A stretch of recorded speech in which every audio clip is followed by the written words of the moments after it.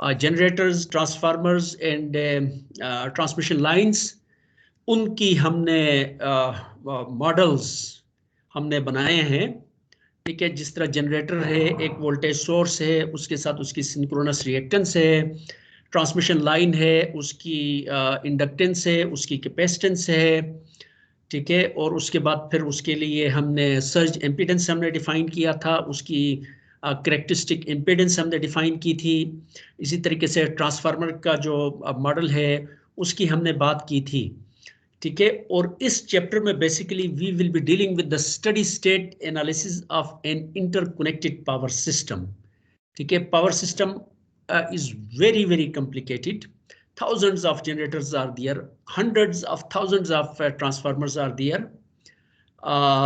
then grid stations are there, transmission lines are there, 500 kV के transmission lines, 765 kV के transmission line, then there is distribution system, very very complex.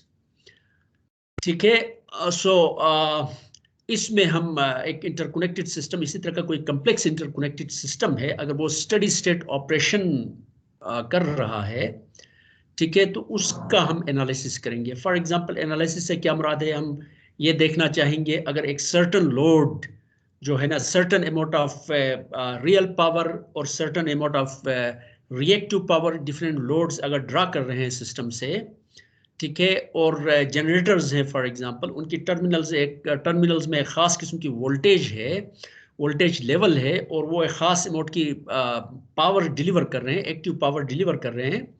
So what is the voltage at different buses? ठीक है, buses में voltage कितनी है, किस transmission line में से कितनी एक्टिव पावर जा रही है, कितनी रिएक्टिव पावर जा रही है, किस ट्रांसमिशन लाइन में कितने पावर लॉसेस हैं। ठीक है, डिफरेंट जनरेटर, उसमें से कौन सा जनरेटर कितनी एक्टिव पावर डिलीवर कर रहा है और रिएक्टिव पावर डिलीवर कर रहा है या एब्जॉर्ब कर रहा है। ठीक है, जनरेटर की टर्मिनल वोल्टेज कितनी है अंडर गिवन कंडीशंस। ठीक है, तो इस चीज़ को बेसिकली हम स्टडी करते हैं पावर सिस्टम एनालिसिस में, ये हम देखेंगे। ठीक है, of course we will not take those ऐसा सिस्टम जिसमें हंड्रेड्स ऑफ बसेज हों, hundreds of thousands of buses हों। उसके बजाय हम एक बहुत छोटे सिस्टम्स लेंगे जिसमें 2, 3, 4 बसेज हों, और उनको फिर एनालाइज करेंगे और उनको फिर स्टडी करेंगे।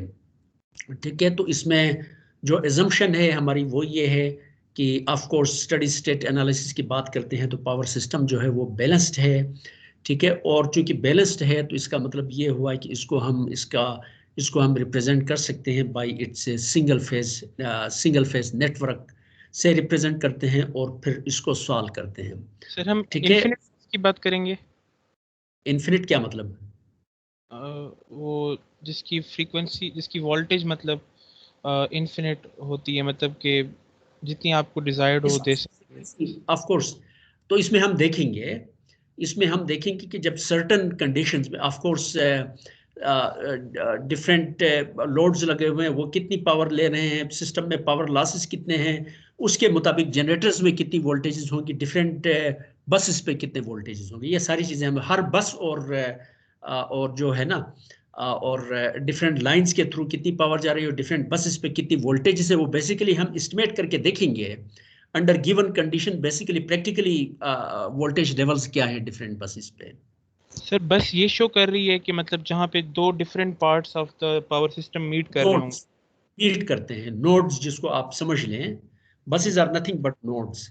जिस तरह ये है, एक जनरेटर है, ये एक ट्रांसमिशन लाइन है, एक ये वाली ट्रांसमिशन लाइन है, एक ये वाली ट्रांसमिशन लाइन है, ये जनरेटर है, तो यहाँ आके जो है ना ये तीनों एक नोड है, इन तीनों को आपस में आपने एक कॉपर की एक बहुत बड़ी वायर है फॉर एग्जांपल। ठीक है, एक एक एक वायर कहें या एक क्या कहें, एक बड़ा सा एक रेक्टेंगुलर एक बहुत बड़ा पीस है।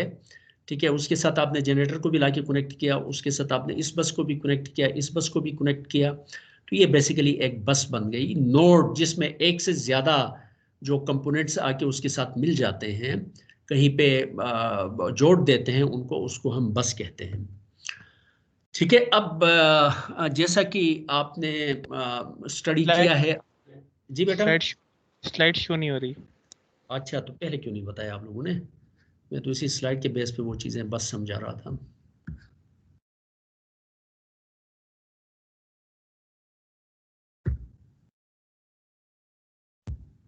ओके, सो ये बस है बेसिकली हमारे पास, ये बस है, बस 1 है, बस 2 है, बस 3 है और बस 4 है। इस बस 1 में ये जनरेटर है, ठीक है, कनेक्ट हुआ है, उसके साथ फिर ये वाली जो ट्रांसमिशन लाइन कनेक्टेड है, इस बस के साथ ये वाली ट्रांसमिशन लाइन भी कनेक्टेड है, जिसकी इम्पीडेंस 0.4 जे है, इसकी इम्पीडेंस 0.2 जे है, और ये बस 2 है, इसके साथ ये वाला जनरेटर कनेक्टेड है, ठीक है, और ये वाला जो जनरेटर है इसके साथ ये ट्रांसफार्मर की भी ये इम्पीडेंस यहाँ पे शो किया है। It could be the sum of the impedance of transformer and synchronous reactance of this generator, ठीक है, दोनों का सम हो सकता है, ठीक है। So anyway, so this generator is connected with this bus through this impedance 0.8 j in per units, ये per units में है, ठीक है। बस 3 के साथ ये वाली ट्रांसमिशन लाइन, ये वाली ट्रांसमिशन लाइन और ये वाली ट्रांसमिशन लाइन कनेक्टेड है, और जो बस 4 है, ठीक है, उसके साथ ये वाली ट्रांसमिशन लाइन कनेक्टेड है। इसके साथ इट इज पॉसिबल कि यहाँ पे कोई लोड भी लगा हुआ हो, ठीक है। सो इनको वोल्टेजेस और करंट्स डिफरेंट ट्रांसमिशन लाइंस में से कितनी करंट फ्लो कर रही है, फॉर एग्जांपल इसमें से कितनी करंट फ्लो कर रही है, इसमें से कितनी करंट फ्लो कर रही है, यहाँ पे कितनी वोल्टेज है, यहाँ पे कितनी वोल्टेज है, जबकि जनरेटर्स की फॉर एग्जांपल अगर वोल्टेजेस हमें गिवन हो तो इसको हम कैसे सॉल्व करते हैं। वही हमारा जो पुराना तरीका है, मैट्रिक में आपने सीखा था Kirchhoff's voltage law and Kirchhoff's current law, ठीक है। तो पावर सिस्टम एनालिसिस की हम बात करेंगे, या लोड नोड एनालिसिस और मेश एनालिसिस की हम बात करते हैं। पावर सिस्टम एनालिसिस की बात करेंगे तो इसमें हम देखेंगे कि लोड फ्लो स्टडीज में nodal analysis the most suitable technique, ठीक है। सो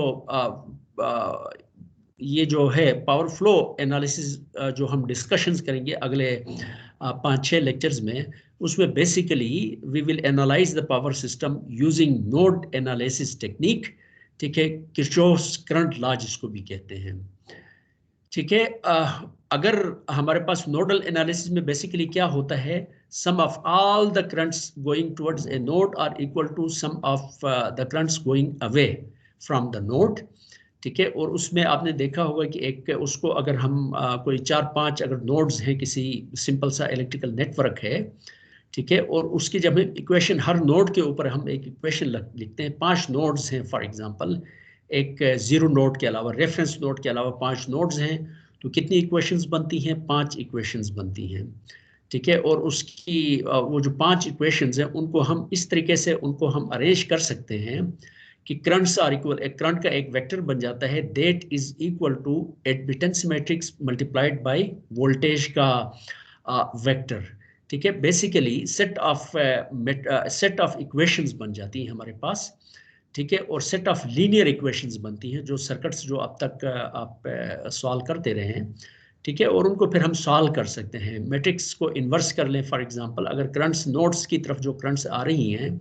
वो अगर हमें पता हो और नोड्स से जो करंट जा रही हैं, ठीक है, उनको इन टर्म्स ऑफ हम वोल्टेजेस के फॉर्म में हम लिखते हैं, तो जो सेट ऑफ इक्वेशंस बन जाती है उनको हम सॉल्व कर सकते हैं using some finding the inverse of the admittance matrix. इसको हम थोड़ा सा रिवाइज करेंगे, what do we mean by admittance matrix, how can we solve the problems, ठीक है, इन द नेक्स्ट 2-3 स्लाइड्स।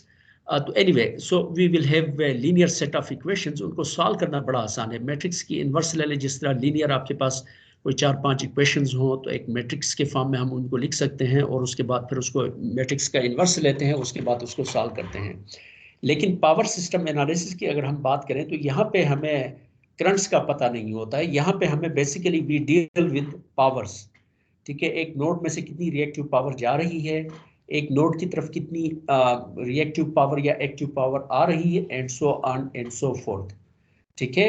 सो ये अगर जब हम इसको नोडल एनालिसिस की मदद से इक्वेशंस लिखते हैं, so those equations are non linear equations, और उनको मैट्रिक्स इन्वर्शन का जो प्रोसेस है उसकी मदद से उनको सॉल्व नहीं कर सकते हैं, ठीक है। जो non linear set of equations उनको हम पावर फ्लो इक्वेशंस भी कहते हैं, ठीक है। उनको सॉल्व करने का तरीका क्या होगा, इटरेटिव टेक्निक्स गॉस सेडल्स मेथड्स है, न्यूटन रॉब्सन मेथड है, ये मेरे ख्याल में न्यूमेरिकल एनालिसिस और न्यूमेरिकल मेथड्स के कुछ कोई कोर्स पढ़ रहे हैं आजकल आप लोग या नहीं, या पहले पढ़ा है? न्यूटन राफसन मेथड पढ़ा है अभी तक। ठीक है, चले गुड। ठीक है, तो इस तरह की टेक्निक से, बेसिकली इटरेटिव टेक्निक से, जिसकी मदद से non linear set of equations को हम क्या कर सकते हैं, सॉल्व कर सकते हैं। अगर 5 लीनियर इक्वेशंस हैं तो आपको पता है कि उनको मैट्रिक्स के फॉर्म में लिखते हैं और उसके बाद एडमिटेंस मैट्रिक्स का इन्वर्स ले लें सिंपली, ठीक है, आपके पास जवाब होता है। लेकिन नॉन लीनियर इक्वेशंस हो तो उसमें आप इन्वर्स ले नहीं सकते हैं, ठीक है। नॉन लीनियर है इक्वेशंस, तो उनको फिर सॉल्व करना होगा आपने इटरेटिव टेक्निक्स की मदद से। क्या है importance, what is the importance of power flow studies और लोड फ्लो स्टडीज? इसमें पावर सिस्टम की प्लानिंग है, इकोनॉमिक स्केड्यूलिंग है, कितना आप किस तरीके से लोड की स्केड्यूलिंग करें ताकि आप आपके लॉसेस सिस्टम में कम से कम हो, फॉर एग्जांपल, ठीक है। बिटवीन यूटिलिटीज के दरमियान अगर आपने पावर को एक्सचेंज करना है तो उसको आप इसकी मदद से स्टडी कर सकते हैं। उसके अलावा ट्रांजिएंट स्टेबिलिटी की जो स्टडीज है पावर सिस्टम की, उसकी स्टडीज में भी ये जो लोड फ्लो स्टडीज हैं इनका इस्तेमाल होता है, इनकी इंपॉर्टेंस है। ये आहिस्ता आहिस्ता आप लोगों को आगे पता चल जाएगा, सर, ठीक है। जी बेटा। सर ये नोडल एनालिसिस किस तरह इस्तेमाल होगा जब हमें करंट्स का पता ही नहीं होता, हमें तो पावर का आपने क्या पता होता है। तो यही काम करेंगे ना बेटा, यही काम हम करेंगे। कैसे करेंगे?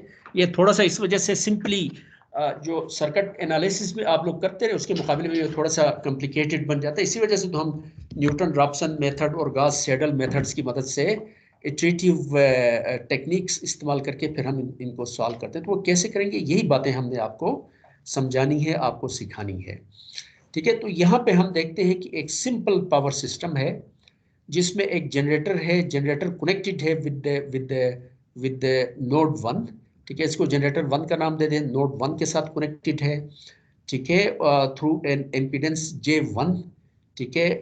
J1 है और ये पर यूनिट में है, बेसिकली सिंपल पावर सिस्टम है।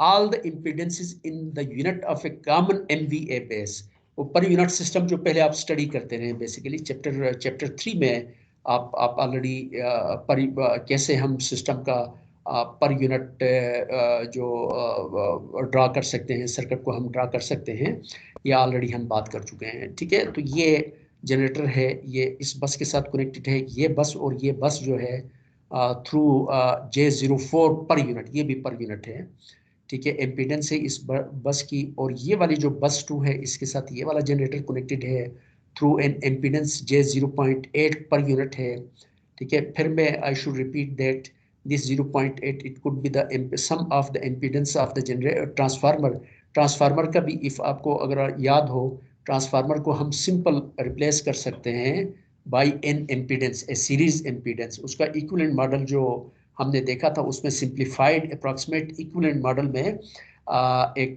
ट्रांसफार्मर है, उसको हम एक इंडक्टेंस से रिप्लेस कर सकते हैं जिसकी एक ख़ास इंडक्टेंस है, और उसकी मदद से उसकी एम्पीडेंस भी हम निकाल सकते हैं, ठीक है। सो इसमें J जो लिखा है J0.8, इसका मतलब है कि ये जनरेटर इसकी अपनी सिंक्रोनस रिएक्टेंस थी, उसके साथ जो ट्रांसफार्मर था फॉर एग्जांपल, उन दोनों की ऐड करके 0.8 J उसने लिखा है। नोड 2 और नोड 3 जो है बस 2, पावर सिस्टम के लोग बात करते हैं तो वो नोड के बजाय बस की बात करते हैं, ठीक है। लैब के अंदर आप नोड की बात करते हैं, ठीक है। सर्किट एनालिसिस में जब भी हम बात करते हैं तो नोड की बात करते हैं, लेकिन यहाँ पे हम क्या बात करते हैं, यहाँ पे वी आर टॉकिंग अबाउट बस, ठीक है। तो ये 2 और 3 है, बस 2 और 3 है, दे आर उनके दरमियान जो ट्रांसमिशन लाइन है वो 0.2 J है, और बस 3 और 4 के दरमियान जो ट्रांसमिशन लाइन है दिस इज 0.08 J है, ठीक है। ये पावर ये हमारे पास जनरेटर्स हैं। Is it clear? तो इसमें हमारी जो अजम्पशन है, पहली अजम्पशन तो ये है कि ये ट्रांसमिशन लाइन की जो रेजिस्टेंस है उसके बारे में हम एज्यूम करते हैं that is negligible and that is equal to 0, ठीक है। जब नोडल एनालिसिस की हम बात करते हैं तो हम क्या करते हैं, ये जो वोल्टेज सोर्सेज हैं, ठीक है, उनको करंट सोर्सेज में कन्वर्ट करते हैं, ठीक है। और जो एम्पीडेंसेस हैं उनको हम एडमिटेंस में कन्वर्ट करते हैं। एम्पीडेंसेस आर कन्वर्टेड इनटू एडमिटेंसेस, और वोल्टेज सोर्सेज है उसको करंट सोर्स में कन्वर्ट करते हैं। तो ये जो एम्पीडेंस है फॉर एग्जांपल इस ट्रांसमिशन लाइन की एम्पीडेंस, इसकी एडमिटेंस क्या बन जाएगी, 1/J0.4, तो ये बन जाएगी 0.4 का रेसिप्रोकल ले लें तो ये 2.5 -J2.5 बन जाएगी एडमिटेंस, ठीक है। ये एम्पीडेंस है, पर यूनिट एम्पीडेंस से admittance is equal to 1/z। ठीक है, ये पर यूनिट एम्पीडेंस से इसको एडमिटेंस में कन्वर्ट करें, इसको एडमिटेंस में कन्वर्ट करें, इसको एडमिटेंस में कन्वर्ट करें, इसको एडमिटेंस में कन्वर्ट करें। फिर जो वोल्टेज सोर्सेज हैं उनको हम क्या करते हैं, ठीक है, उनको फिर करंट सोर्सेज में कन्वर्ट कर सकते हैं। अगर एक वोल्टेज सोर्स है, उसकी सीरीज एम्पीडेंस, फॉर एग्जांपल एक बैटरी है, ठीक है, उस 12 वोल्ट की बैटरी है और उसकी सीरीज एम्पीडेंस है, इंटरनल एम्पीडेंस है, ठीक है, that is for example 10 volt की बैटरी है। Let us make the things simple. 10 volt की बैटरी है, ठीक है, और इसकी इंटरनल रेजिस्टेंस है फॉर एग्जांपल 5 ओम है, for the two make the things simple of course. ठीक है, इसको अगर मैं करंट सोर्स में कन्वर्ट करूं तो बेसिकली करंट सोर्स क्या बन जाएगा, 10 को आप 5 से डिवाइड करें, जो इसकी इंटरनल इम्पीडेंस है उससे वोल्टेज को डिवाइड करें, 10 डिवाइड बाय 5, तो ये 2 एम्पियर बन जाएगा। अब वोल्टेज सोर्स का इक्विवेलेंट करंट सोर्स क्या बन जाएगा, 2 एम्पियर करंट का सोर्स होगा, उसके साथ उसके पैरेलल जो उसकी इंटरनल इम्पीडेंस है वो लगा दें, ठीक है, तो ये एक करंट सोर्स बन जाएगा बेसिकली। ठीक है, सो इस ये जो वोल्टेज सोर्स है, अगर फॉर एग्जांपल इसकी वोल्टेज V है, इसका इक्विवेलेंट करंट सोर्स क्या बन जाएगा, V डिवाइड बाय J1। ठीक है, V डिवाइड बाय J1, तो ये करंट बन जाएगी, जो कि इस वोल्टेज सोर्स उसका इक्विवेलेंट जो होगा, ये उसकी इंटरनल इम्पीडेंस है। फॉर एग्जांपल ये वोल्टेज सोर्स है, तो वोल्टेज डिवाइडेड बाय J1, ये उस current source, equivalent current source की इम्पीडेंस हो गई। लेकिन current source is not an ideal current source, तो उसके पैरेलल फिर आपको इम्पीडेंस लगानी पड़ेगी, और वो इम्पीडेंस कौन सी वाली है, ये वाली इम्पीडेंस है जो जनरेटर की इंटरनल इम्पीडेंस थी। ठीक है, so once we write voltage sources as current sources and impedances as admittances, ठीक है, तो उसके बाद उसको सॉल्व करना इट्स वेरी वेरी ट्रिवियल। ठीक है, सो इस सर्किट को अगर मैं सॉल्व करना चाहूँ फॉर एग्जांपल, तो जैसा कि मैंने आपको बताया कि ये सारी जो इम्पीडेंसेस हैं, ठीक है, एक्सेप्ट ये जो जनरेटर के साथ है, इसकी हम बाद में बात करेंगे। For the time being for example ये जो सारी इम्पीडेंसेस हैं उनकी एडमिटेंस, उनका रेसिप्रोकल ले लें। ठीक है, J - J2.5 आ गया इस ट्रांसमिशन लाइन का, इस ट्रांसमिशन लाइन की जो एडमिटेंस है J-5 आ गई, इस ट्रांसमिशन लाइन की -J5 आ गई, इस ट्रांसमिशन लाइन की -J12.5 आ गई, और Y12 का है उसने, Y12 का मतलब है नोड 1 और नोड 2 के दरमियान एडमिटेंस Y। ठीक है, Y23 का मतलब क्या है, नोड 2 या बस 2 और बस 3 के दरमियान जो एडमिटेंस है वो J-J5 है, और बस 1 और 3 के दरमियान जो एडमिटेंस है दैट इज -J5 है। ठीक है, और ये जो वोल्टेज सोर्स है उसको हम क्या करेंगे, इस वोल्टेज यहाँ पे चूंकि उसमें वोल्टेज बताई ही नहीं है, लेकिन what ever the voltage is उसको J1 से डिवाइड करें।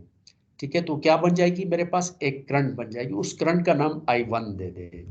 ठीक है, और I1 यहाँ पे जो I1 जो इसने लिखा है, that I1 is nothing but there was some voltage, उस वोल्टेज को उसने J1 से डिवाइड किया, डिवाइड करने के बाद जो उसने लिखा ये I1 लिखा।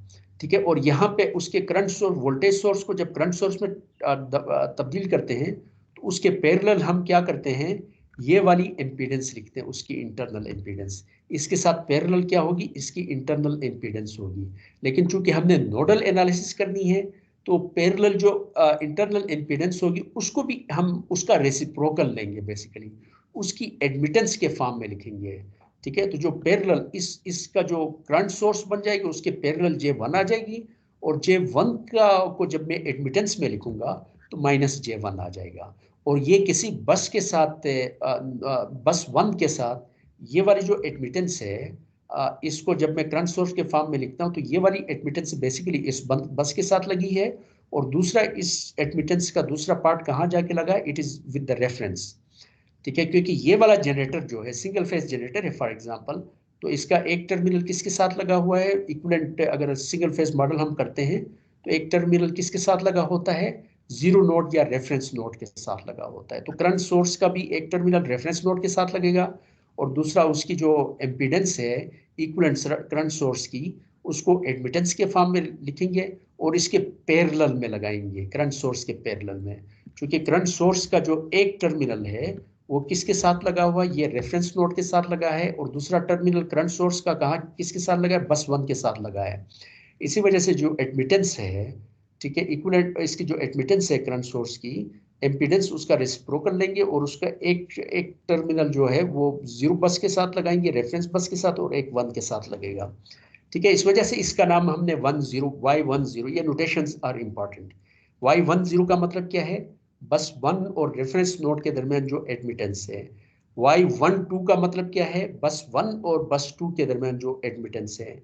Y21 का क्या मतलब होगा, बस 2 और बस 1 के दरमियान जो admittance. Of course Y12 will be equal to Y21, Y23 will be equal to Y32, Y31 will be equal to Y13 and so on. Similarly, ये वाला जो वोल्टेज सोर्स है इसको भी 0.8 से what ever the voltage is, जब मैं इससे डिवाइड करूंगा, what will I get? I will get current, एक करंट मिल जाएगी, उस करंट सोर्स की करंट होगी, और उसके साथ इसकी एडमिटेंस को मैं उसके साथ पैरेलल कनेक्ट करूंगा। पैरेलल कनेक्ट करने का मतलब ये है कि ये बस 2 के साथ एक टर्मिनल बस 2 के साथ कनेक्ट हो जाएगा उस एडमिटेंस का, और एक हमारे पास किसके साथ कनेक्ट हो जाएगा, रेफरेंस बस के साथ।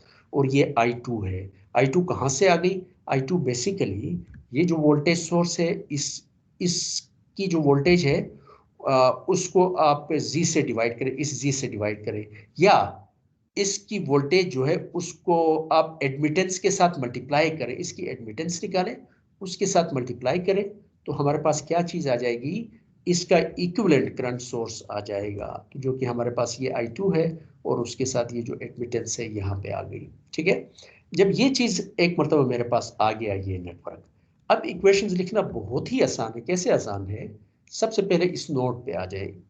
नोडल एनालिसिस में क्या करते हैं, नोडल एनालिसिस में sum of all the currents coming towards a node is equal to sum of all the currents going away from the node.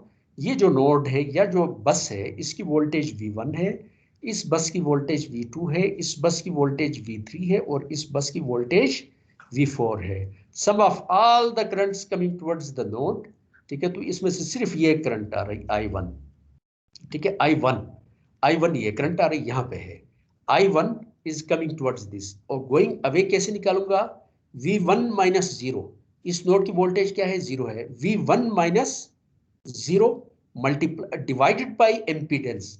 लेकिन चूंकि इस सर्किट में हमने एम्पीडेंस को रिप्लेस किया है बाय एडमिटेंस, तो एडमिटेंस से बेसिकली वोल्टेज क्या होगी, V1 मल्टीप्लाइड बाय एडमिटेंस, ठीक है, वो करंट होगी जो यहाँ से इस जो एडमिटेंस है इसके थ्रू रेफरेंस नोड पे जाएगी। ठीक है, this current is coming towards this node, और this is equal to sum of current going this way and this way, क्योंकि यहाँ पे इसके साथ, इस नोड के साथ ये वाली ब्रांच लगी हुई है, ये वाली ट्रांसमिशन लाइन लगी हुई है, और ये वाली ट्रांसमिशन लाइन लगी हुई है।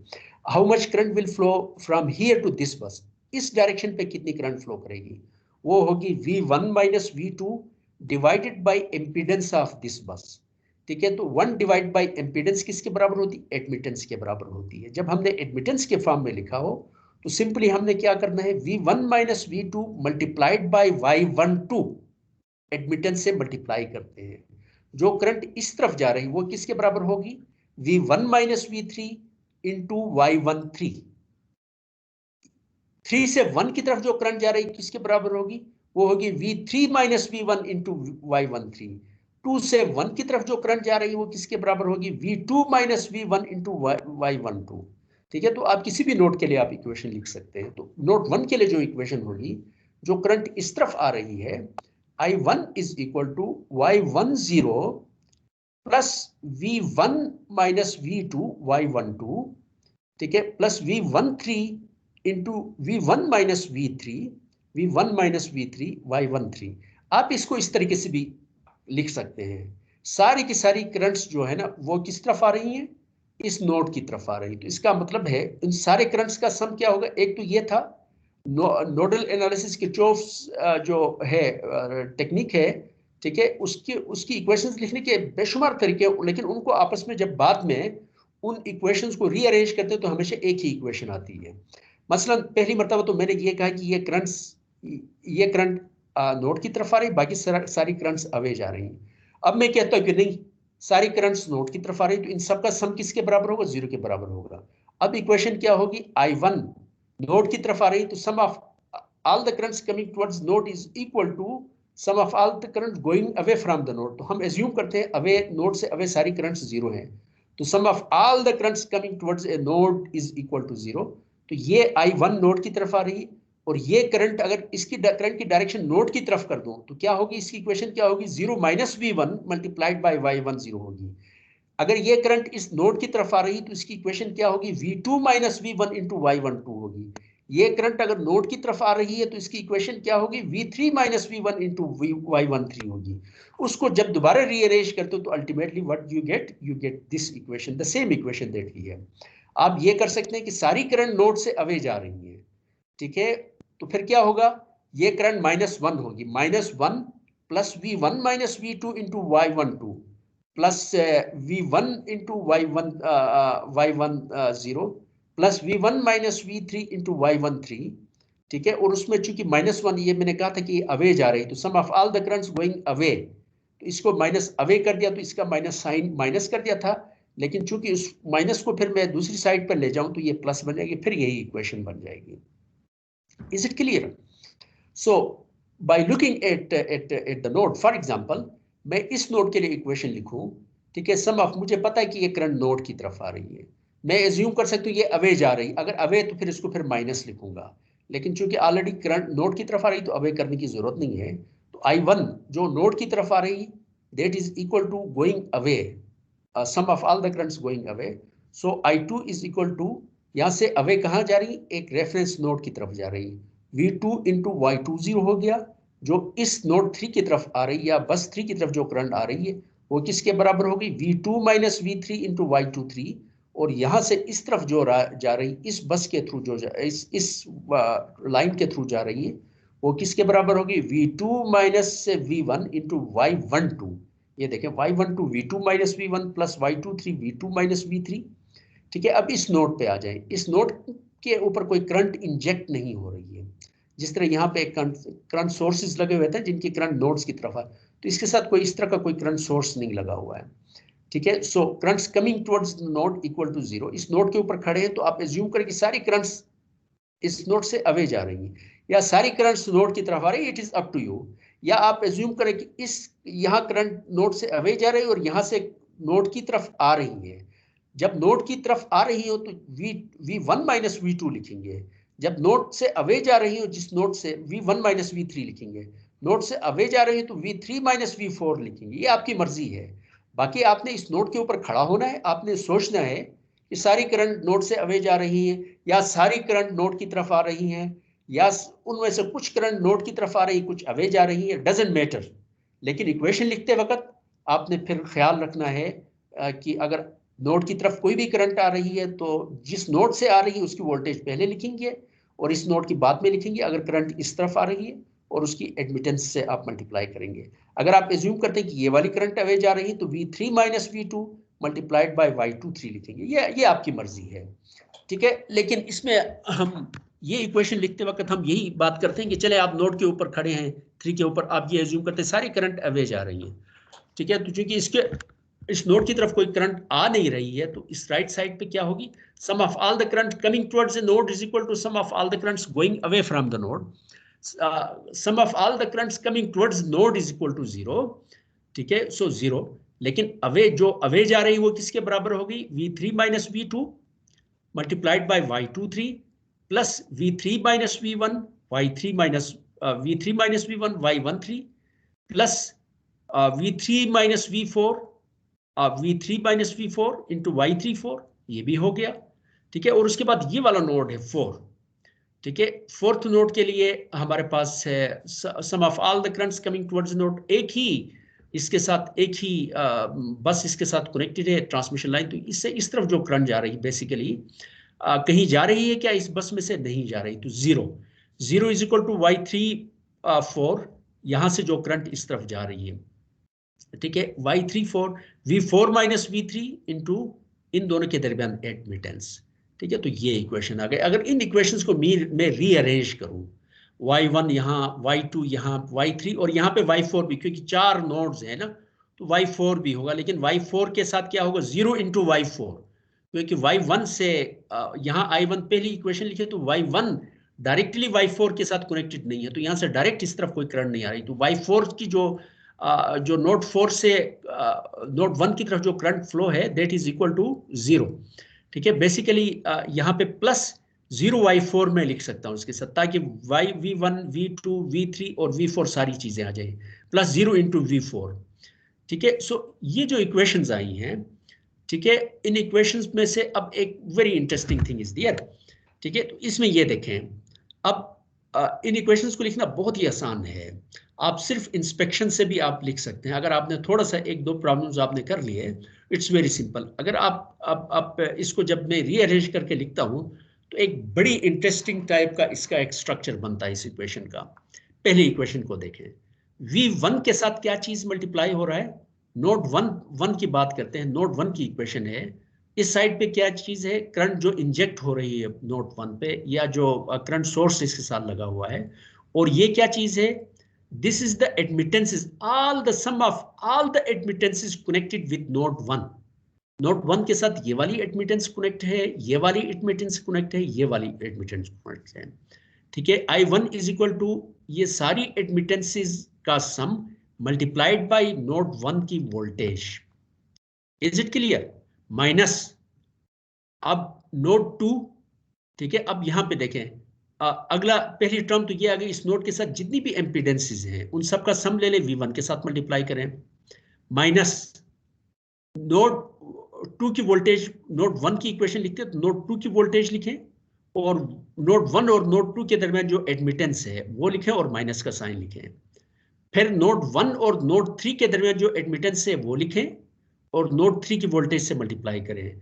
यहां पे कोई और नोड भी हो सकता था इसके साथ connected, for example fourth node भी अगर इसके साथ कनेक्टेड होता तो फिर मैं यहां पे क्या लिखता, माइनस y14 इंटू v4। अगर 5 नोड भी इसके साथ कनेक्ट होता तो उसके साथ मैं क्या लिखता, minus y15 into v5 and so on. ठीक है, सो अगर मैं इसी तरीके से अगर मैं नोड 2 के लिए लिखूंगा तो इट्स वेरी सिंपल।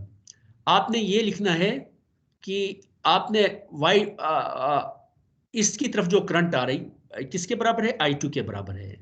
ठीक है, I2, और दूसरी साइड पे क्या होगा, नोड 1 और 2 के दरमियान जो एडमिटेंस है वो लिखें, 1 और 2 के दरमियान। अभी हम नोड 2 के ऊपर बैठे हुए हैं। अब आपने क्या करना है, नोड 1 और 2 के दरमियान जो एडमिटेंस है उसको फिर आप v1 के साथ मल्टीप्लाई करें। ठीक है, इसको y12 मैंने लिखा, y12 इंटू नोड 1 की वोल्टेज। ठीक है, फिर नोड 2 की वोल्ट जो एडमिटेंसेस है उनका सबका सम लिखें। यहां पे देखें, minus y12 v1 plus y20, जिस नोड के लिए इक्वेशन लिखते हैं तो यहां पे क्या चीज आती है, इस जगह पे y2 के साथ जब I2 निकालते हैं, नोड 2 के ऊपर हैं, तो उसमें y2 के साथ उसके साथ जितनी भी एडमिटेंसेस हैं वो हम लिखते हैं, उन सब का सम लिखते हैं। लेकिन बाकी जो टर्म्स होती है वो क्या होती है, नोड 1 की वोल्टेज मल्टीप्लाइड बाय नोड 1 और नोड 2 के दरमियान जो एडमिटेंस है, नोड 3 की वोल्टेज मल्टीप्लाइड बाय नोड 3 और नोड 2 के दरमियान जो एडमिटेंस है, नोड 4 की वोल्टेज मल्टीप्लाइड बाय नोड 2 और नोड 4 के दरमियान जो एडमिटेंस है, and so on. Is it clear. इसी तरीके से जब नोड 3 की बात करते हैं तो नोड 3 में कोई करंट आ रही नहीं आ रही है। अब पहली पहली जो टर्म होगी नोड 3 की इक्वेशन की वो क्या होगी, नोड 3 और नोड 1 के दरमियान एडमिटेंस लिखें और v1 लिखें। ठीक है, v3 लिखने की जरूरत नहीं है, सिंपली क्या होगा, minus y13 into v1 minus y23 into v2 plus, अब नोड 3 की इक्वेशन लिखनी है तो नोड 3 की equation v3 multiplied by v23 plus v13 plus v34। ये देखिए ये हो गया, और उसके बाद आपने v4 की लिखनी है तो v4 के लिए माइनस y43 इंटू v4। इसी तरीके से आप जो है फोर्थ इक्वेशन भी लिख सकते हैं। ठीक है, इसमें इसमें अब हम एक और थोड़ा सा इसके लिए हम जो है ना, एक मिनट बेटा, hello,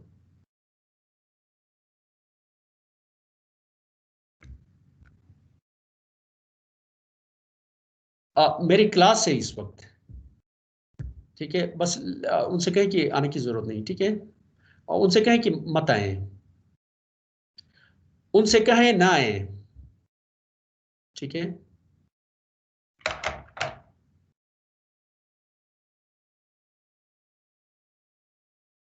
okay, did you get my point बेटा? ठीक है, यस सर। अब हम एक काम करते हैं, इसको हम जो है ना, देखें, हर नोड के साथ जितनी एडमिटेंसेस कनेक्टेड हैं, मसलन नोड 1 के साथ जितनी भी एडमिटेंसेस कनेक्टेड हैं उन सबका सम ले लें, ठीक है, उसको वाई आई आई का नाम देते हैं, कैपिटल वाई आई आई, ठीक है। मतलब y11, कैपिटल y1 का मतलब क्या है, y10 small y10 plus small y13 plus small y12। Capital y33 किसके बराबर होगा, इसके साथ जितनी भी एडमिटेंसेस इस नोड के साथ कनेक्टेड है। कैपिटल y22 किसके बराबर होगा, इस नोड के साथ जितनी भी एडमिटेंसेस कनेक्टेड हैं, ठीक है। सो y11 y10 plus y12 plus y13, y22 y20 plus y21 y12 या y21 सेम है उनकी वैल्यूज, प्लस y23, y33 किसके बराबर होगा, y13 plus y23 y34, y44 किसके बराबर होगा, y44 is equal to y34, क्योंकि फोर्थ नोड है, इसके साथ सिर्फ एक ही एडमिटेंस लिखी हुई है, एक ही एडमिटेंस लगी हुई, बाकी नहीं लगी हुई, तो इसका मतलब है इसको मैं y34 के बराबर होगी, ठीक है। सो नोडल इक्वेशंस, अगर मैं इसको सिमिलरली इसको जो y12 है माइनस y12, इस इक्वेशन में देखें, ये माइनस के साथ माइनस y12 यहाँ लिखा है, माइनस y13 लिखा हुआ है, माइनस y14 लिखा हुआ है, एंड सो ऑन। तो y12 कैपिटल y12 या y21 का मतलब ये है, उसकी जो एडमिटेंस है उसके साथ एक नेगेटिव साइन के साथ हमने मल्टी, एक तो इस एडमिटेंस का अपना एक नेगेटिव साइन है ना, ये वाला है, लेकिन ये वाला साइन कहां से आ गया, जब हम इक्वेशंस लिखते हैं बेसिकली, ठीक है। सो जो एक्चुअल एडमिटेंस है ये, ठीक है, उसके साथ माइनस साइन के साथ वो y12 माइनस जो है, इसको मैं y12 भी कह सकता हूँ, y21 भी कह सकता हूँ, क्योंकि y12 is equal to y21, ठीक है। y13 इसको मैं कैपिटल माइनस y13 को मैं लिख सकता हूँ y13 और y31, और y23 y32 similarly I can write y34 y43, ठीक है। Once I replace these small minus y12s and y13s and so on, और y11 और y12 अगर इस फॉर्म में अगर ये जो ये एडमिटेंसेस हैं उनको जब मैं रिप्रेजेंट करता हूँ, तो इस इक्वेशन को एक बड़ी जबरदस्त एक इक्वेशन बन जाती है, I1 is equal to y11 v1 plus y12 v2 plus y13 v3 plus y14 v4। I2 node 2 की जो करंट होगी y21 v1 plus y22 v2 plus y23 v3 plus y24 v4। I3 किसके बराबर होगी, y31 v1 plus y32 v2 plus y33 v3 plus y34 v4। I4 किसी भी node के ऊपर वोल्टेज जो है करंट किसके बराबर होगी, y41 v1 plus y42 v2 plus y43 v3 plus y44 v4। Is it clear? ये हमारे पास इक्वेशंस बन गई। अब हमारा जो केस है प्रीवियस सर्किट है, उसको अगर मैं देखूं तो y11 किसके बराबर होगी, नोड 1 के साथ जितनी भी एडमिटेंसेस नोड 1 के साथ कनेक्टेड है, ठीक है। इक्वेशन नोड 1 के लिए इक्वेशन लिखता हूं, ठीक है, तो उसमें फिर नोड 1 और 2 के दरमियान जो एडमिटेंस है वो यहां पे आ जाएगी इनटू v2, और नोड 1 और 3 के दरमियान जो एडमिटेंस है वो यहां पे आ जाएगी और v3। नोड 1 और नोड 4 के दरमियान जो एडमिटेंस है वो लिखूंगा, और नोड 4 की वोल्टेज यहां पे लिखूंगा। नोड 1 और 4 के दरमियान एडमिटेंस कितनी है, क्योंकि ये दोनों आपस में डायरेक्ट कनेक्टेड नहीं है तो वो जीरो है, यहाँ पे जीरो आया था, लेकिन ये जनरल इक्वेशन बन गई। इसी तरीके से y2 लिखूं तो ये मैट्रिक्स के इस फॉर्म में याद रखना बड़ा आसान होता है। मैट्रिक्स के एलिमेंट्स भी तो इसी तरह के होते हैं ना, a11 a12 a13 a14 a21 a22 a23 a24 a31 a32 a33 a34 and so on, ठीक है। तो यहाँ पे भी y11 का मतलब आपको समझ आना चाहिए, y12 से क्या मुराद है, y12 या y21 से मुराद है minus of the admittance between nodes 1 and 2, ठीक है। So once we have these equations, तो अब हम देखते हैं कि इसको हम इस फॉर्म में लिख सकते हैं। तो यहाँ पे आई बस, ये करंट्स जो बस में इंजेक्ट करंट सोर्सेज जो बस के साथ लगे हुए हैं, ये बस की एडमिटेंस मैट्रिक्स है, ये नोड्स की वोल्टेजेस है, नोड्स की, ठीक है। अगर ये नोड्स की वोल्टेजेस मुझे पता हो, अगर ये करंट्स मुझे पता है, ठीक है, और नोड्स की वोल्टेजेस मैंने निकालनी और बस एडमिटेंस मैट्रिक्स पता हो तो मैं क्या क्या करूंगा, वाई बस को मैं यहाँ से शिफ्ट करके यहाँ ले आऊंगा, तो फिर उसको मैं सॉल्व करूंगा तो मेरे पास वी बस आ जाएगा। ठीक है, लेकिन जैसा कि मैंने आपको बताया कि इसमें मसला क्या है, आई बस हमें पता नहीं होती है, rather we know active and reactive powers bus से जो जा रही हैं या बस की तरफ आ रही हैं। ठीक है, sometime voltages of some buses are known to us. ठीक है, तो उसमें फिर हमारे पास नॉन लीनियर इक्वेशंस आती हैं और उसको हम सिंपली मैट्रिक्स की इन्वर्शन की मदद से फिर हम उनको सॉल्व नहीं कर सकते। लेकिन अगर सिंपल सर्किट है जो आप इससे पहले पावर सिस्टम एनालिसिस का नहीं है, ठीक है, बल्कि सर्किट एनालिसिस के कोर्स का एक बेसिक कोर्स है, उसका अगर कोई सर्किट है तो सिंपली आप इन इक्वेशंस को हर नोड के ऊपर जाके आप हर नोड के लिए एक इक्वेशन आप लिख सकते हैं, I1 नोड 1 के लिए, I2 नोड 2 के लिए, 3 4 एंड n नोड्स हैं तो n इक्वेशंस बन जाएंगी। फिर उसको इस फॉर्म में लिखेंगे और फिर उसको हम मैट्रिक्स का एडमिटेंस मैट्रिक्स को दूसरी साइड पे ले आएंगे और उसके बाद इसको सॉल्व करेंगे तो हमारे पास जवाब आ जाएगा। ठीक है, लेकिन यहाँ पे ऐसा नहीं कर सकते हैं, later on we will see. ठीक है, इस बस को, इस मैट्रिक्स को, ये वाली जो मैट्रिक्स है इसको हम कहते हैं बस एडमिटेंस मैट्रिक्स। ठीक है, each node, elements of each node is sum of admittance connected to it, the diagonal elements. Diagonal elements इस मैट्रिक्स के क्या है, वेरी इंटरेस्टिंग। y11 से क्या मुराद है, y11 से मुराद है, यहाँ पे देखें v1 v2 vi vn, यहाँ पे ये हर नोड की वोल्टेजेस का वेक्टर है। y11 से क्या मुराद है, नोड 1 के साथ जितने भी एडमिटेंसेस कनेक्टेड है। y22 के साथ क्या मुराद है, जितने भी नोड 2 के साथ एडमिटेंसेस कनेक्टेड है उन सबका सम, एंड सो ऑन। y12 का क्या मतलब है, नोड 1 और नोड 2 के दरमियान जो एडमिटेंस है उसका नेगेटिव। y12 बेसिकली नोड 1 और 2 के दरमियान एडमिटेंस है, स्मॉल y12, उसका नेगेटिव को फिर हमने रिप्लेस किया कैपिटल y12। ठीक है, लिखा है। ठीक है, सो ये y12 y1i and so on, ये भी आप आसानी के साथ आप फाइंड कर सकते हैं। ठीक है, सो डायगोनल एलिमेंट्स जो हैं बस एडमिटेंस मैट्रिक्स के, तो हर नोड की जो sum of admittance is connected to it, और इसको हम कहते हैं सेल्फ एडमिटेंस और ड्राइविंग पॉइंट एडमिटेंस कहते हैं इसको। सेल्फ एडमिटेंस और ड्राइविंग पॉइंट एडमिटेंस, YII उसने लिखा है, J0 से लेकर N तक अगर N नोड्स हैं। ठीक है, द ऑफ डायगोनल एलिमेंट्स जो हैं YIJ YJI, इसको हम कहते हैं म्यूचुअल एडमिटेंस और ट्रांसफर एडमिटेंस कहते हैं। ठीक है, और वोल्टेज निकालनी हो बसेस की तो फिर हम जस्ट इसका इन्वर्स लेते हैं। ठीक है, और उसके बाद फिर हम क्या आएगा हमारे पास, बस की वोल्टेज आ जाएगी। और ये जो है, what is this thing, this is nothing but the impedance matrix. अगर इसको हम किरचॉफ वो जो वोल्टेज लॉ नहीं है उसके मुताबिक अगर हम किसी सर्किट को हम सॉल्व करें तो ऑफ कोर्स उसमें हम क्या करते हैं, लूप में करंट और एडमिटेंसेस, उसकी जो एम्पीडेंसेस होती हैं, ठीक है, तो लूप की जो इक्वेशंस लिखते हैं। ठीक है, और इन इक्वेशंस को अगर हम मैट्रिक्स के फॉर्म में लिखें, ठीक है, तो उसमें फिर आपको जो इक्वेशंस मिल जाएगी तो उसमें से इस साइड पे तो आपके पास लूप की जो करंट्स का वेक्टर आ जाएगा, इस साइड पे जो वोल्टेजेस जो लगी हुई वो आ जाएंगी, और यहाँ पे आपके पास क्या चीज आ जाएगी, एम्पीडेंसेस आ जाएंगी, मैट्रिक्स आ जाएगी, एक मैट्रिक्स आ जाएगी जो कि उस सर्किट की या वो जो इलेक्ट्रिकल पावर सिस्टम है उसकी बस एम्पीडेंस मैट्रिक्स है। जैसा कि मैंने आपको बताया कि पावर फ्लो स्टडीज के लिए admittance matrix is very convenient, we use this admittance matrix. लेकिन शॉर्ट सर्किट करंट और इस तरह की कुछ और एक्टिविटीज है जिसमें एडमिटेंस मैट्रिक्स की मदद से अब बजाय हम क्या इस्तेमाल करते हैं, एम्पीडेंस मैट्रिक्स इस्तेमाल करते हैं। एम्पीडेंस मैट्रिक्स एक तरीका तो ये है कि एडमिटेंस मैट्रिक्स निकालें और उसके बाद फिर उसका इन्वर्स ले लें। There are some other methods as well. ठीक है, generally we do not just find admittance matrix और उसका इन्वर्स लेते हैं, उसके बजाय कुछ और टेक्निक्स हैं उनकी मदद से फिर हम क्या निकालते हैं, एडमिटेंस मैट्रिक्स बस की निकाल सकते हैं। That is the topic of chapter 9। ठीक है, इस मैट्रिक्स का, इसकी एक बड़ी जबरदस्त चीज ये है कि y12 is equal to y21 है, yil is equal to yli। ठीक है, ये वाली लोअर ट्राइंगल और अपर जो ट्राइंगल है, they are, this is basically a symmetric matrix. ये क्या चीज है, एक सिमेट्रिक मैट्रिक्स है।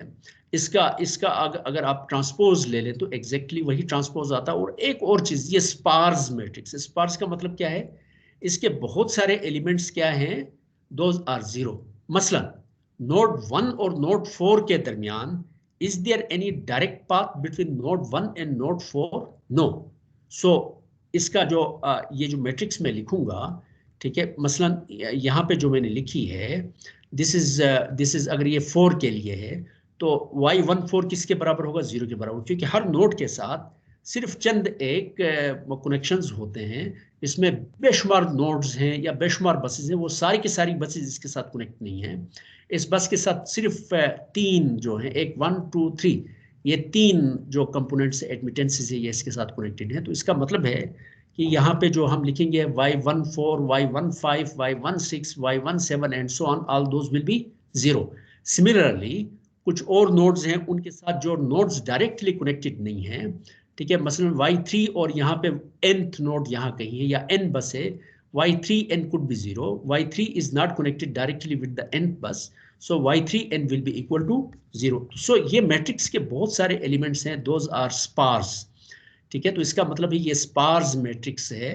तो उसकी फिर इसको इस तरह की जो प्रॉब्लम्स हैं, नॉन लीनियर इक्वेशंस हैं, और फिर ये मैट्रिक्स एक स्पार्स मैट्रिक्स है। तो इसका मतलब है कि इसको सॉल्व करना अब हमारे लिए क्या है, आसान है, ठीक है। जैसा कि हमने बात की, इसको इस तरह की जो होती हैं उनको फिर आसान सॉल्व करना, एफिशिएंट न्यूमेरिकल टेक्निक्स एग्जिस्ट करती हैं जिनकी मदद से हम क्या कर सकते हैं, can be applied to compute the inverse by means of appropriately ordered triangular decomposition and so on and so forth। इसकी हम बाद में बात करेंगे। ये एक जी आ जाइए। तो आप गाड़ी मोटरसाइकिल घर में नहीं छोड़ी थी? नहीं, वो बंदा मिल गया मोटरसाइकिल। अच्छा चलिए, ठीक हो गया। मैंने सोचा कि घर में मोटरसाइकिल है तो वहीं से निकल जाएगा। चलिए ठीक है, चलिए बहुत बहुत शुक्रिया। So here is a simple एक नेटवर्क है। ये बेसिकली अब इस चीज़ की अगर समझ आ गई तो उसको सॉल्व करना बहुत आसान है। ये स्टीवनसन की किताब से मैंने एग्जांपल ली है, अपनी किताब में कोई इस तरह की एग्जांपल नहीं थी, ठीक है। तो यहाँ पे ये देखें, एक जनरेटर है, इसके साथ जनरेटर की एम्पीडेंस है, ये एक ट्रांसफार्मर के थ्रू ये जनरेटर कनेक्टेड है बस 3 के साथ, ठीक है। तो ये जनरेटर की एडमिटेंस उसकी है, ट्रांसफार्मर की है। इन दोनों बसेस के दरमियान जो एम्पीडेंस है ये है, इस बस और इस बस के दरमियान ये है, एंड सो ऑन। ये एक और जनरेटर है, ठीक है। पहले इसका हम क्या निकालेंगे, एक इक्विवेलेंट एडमिटेंस, बस एडमिटेंस निकालेंगे, एडमिटेंसेस के फॉर्म में लिखेंगे, ठीक है। तो इसमें से ये नोड 3 है, हम क्या करेंगे, इन दोनों का सम लेंगे, ठीक है। उस सम जो है उससे हम इसको डिवाइड करेंगे, या इन दोनों का सम लेंगे, उसका इन्वर्स लेंगे, उसका रेसिप्रोकल लेंगे, इसका रेसिप्रोकल, इसका रेसिप्रोकल, इसका रेसिप्रोकल, इन सब का रेसिप्रोकल लेंगे, ठीक है। तो वो हमारे पास क्या बन जाएगा, एडमिटेंसेस बन जाएंगे इनकी, ये एडमिटेंस, ये एडमिटेंस, ये एडमिटेंस, ये एडमिटेंस, ये एडमिटेंस, ये एडमिटेंस, ठीक है। अब ये वाली जो एडमिटेंस है, रेसिप्रोकल, इन दोनों के सम से जो एडमिटेंस आई है, उसको जब मैं इस वोल्टेज के साथ मल्टीप्लाई करूंगा, what I get, I will get the current. ये देखें, ये करंट सोर्स बन गया, यहाँ पे एक करंट सोर्स बन गया, ठीक है। अब इसकी इक्वेशन लिखनी है। So equation two right the equation is very very simple. मसलन नोड 1 इसने डिफाइन ये किया है, ठीक है। तो इसके लेफ्ट हैंड साइड पे I1 नोड 1 की तरफ, इसके साथ कोई हमने करंट सोर्स लगाया नहीं है। अगर मैं इसको इस फॉर्म में लिखना चाहूँ, मैट्रिक्स के फॉर्म में लिखना चाहूँ, तो ये मेरे पास क्या आ जाएगा, I1 इज ये एलिमेंट 0 आ जाएगा। y11 क्या होगा इसमें, y11 will be equal to, इसकी एडमिटेंसेस मैंने लिखी है, this admittance plus this admittance plus this admittance, ये y11 हो गया। This is y11 of this matrix. y12 क्या हो गया, y12 इज बस 1 और बस 2 के दरमियान एडमिटेंस, ये वाली चीज है। लेकिन ये क्या चीज है, ये -j0 है, ये y12 है। लेकिन कैपिटल y12 किसके बराबर है, capital y12 is equal to minus of small y12, और स्मॉल y12 मेरे पास किसके बराबर है, small y12 is equal to -j80 है, ठीक है। तो कैपिटल Y क्या होगा, इसका भी नेगेटिव ले लें तो वो कैपिटल Y बन जाएगा, ठीक है। तो इसका मतलब ये हुआ कि ये वाला जो एलिमेंट है, दिस एलिमेंट y12 क्या हो गया, y12 is equal two plus j80 हो गया। y13 किसके बराबर होगा, y13 प्लस j Y14 हो गया, Y14 किसके बराबर हो गया, Y14 हो जाएगा capital Y14 I am talking about, ये हो गया प्लस J2.5 हो गया। Y15 किसके बराबर होगा, there is no 5 so you do not need to write, 4 equations होंगी। इसी तरीके से Y2 के लिए लिखेंगे, और Y21 2 और 1 के दरमियान प्लस J8 हो जाएगा। Y22 किसके बराबर हो जाएगा, Y2 के साथ जितने भी एलिमेंट्स कनेक्टेड है उन सब का सम ले ले एडमिटेंस का। Y23 किसके बराबर होगा, प्लस J4। प्लस क्यों आ गया, फिर मैं रिपीट करूं, क्योंकि ये जो इक्वेशन लिखी हमने in terms of capital Y13, उसमें कैपिटल Y13 है, which is equal to minus of small y13, और स्मॉल y13 बेसिकली हमारे पास किसके बराबर है, माइनस J4 के बराबर है। ठीक है, इसी तरीके से Y23, Y24, Y21, जब हम 3 के लिए इक्वेशन लिखते हैं, Y31 कैपिटल Y31 J4 आ जाएगा, कैपिटल Y32 J4 आ जाएगा, capital Y33 this plus this हो जाएगा, कैपिटल Y34 किसके बराबर आ जाएगा जी, कोई बता सकता है कैपिटल Y34 किसके बराबर आएगा,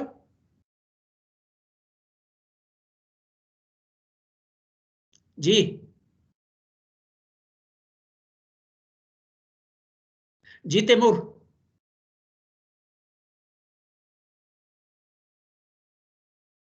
कैपिटल सर दोबारा रिपीट करें क्वेश्चन। कैपिटल Y34 किसके बराबर होगा, सर ये सम होगा ना इन दोनों का, नहीं, capital Y34 is equal to 0 because there is no direct connection between bus 3 and बस 4, जी सर 0 होगा, 0 होगा। ठीक है, और कैपिटल Y43 किसके बराबर होगा, 0 के बराबर होगा, क्योंकि इसके और इसके बीच में डायरेक्ट कनेक्शन नहीं है। ठीक है, इस तरीके से जब हम लिखते हैं, ठीक है, पहले आप नोट 1 के लिए आपने लिखा, नोट 1 के लिए इन सब का सम हो गया, दैट इज दिस थिंग। ठीक है, फिर नोट 1 और नोट 2 के दरमियान Y12 इसका नेगेटिव, ये एडमिटेंस है इसका नेगेटिव, तो ये J8 हो गया। आप जस्ट इसको आप यहाँ आप सामने रखें, ठीक है, और उसके बाद फिर यू कैन यहाँ से आप इंस्पेक्शन की मदद से आप कर सकते हैं, इट्स वेरी सिंपल। इसको जस्ट सामने रखें और जस्ट देखते चले जाएं, और यू कैन राइट इक्वेशन। ये V1 है, यहाँ पे V2 है, V3 है और V4 है। ठीक है, बेसिकली ये एलिमेंट मैट्रिक्स को ओपन करेंगे तो ये एलिमेंट इसके साथ मल्टीप्लाई होगा, ये इसके साथ होगा, ये इसके साथ होगा, एंड सो ऑन। तो इस मैट्रिक्स का ये एलिमेंट किसके बराबर हो गया, V1। पहले नोट 1, ये नोट 1 के लिए इक्वेशन, ये नोट 2 के लिए, ये 3 के लिए, ये 4 के लिए है। ये करंट सोर्सेज है, इक्विवेलेंट करंट सोर्सेज, जिसकी हमने बात की थी। ठीक है, तो ये हमारे पास Y11 है, Y11 दिस प्लस दिस, ये आ गया। Y12 क्या हो गया, minus of admittance between node 1 and node 2, जो कि माइनस J8 है, minus of admittance, minus of Y12, small y12 किसके बराबर, माइनस J8 है, तो उसको एक और माइनस में इसके साथ लगा दो, प्लस J8 बन जाएगा।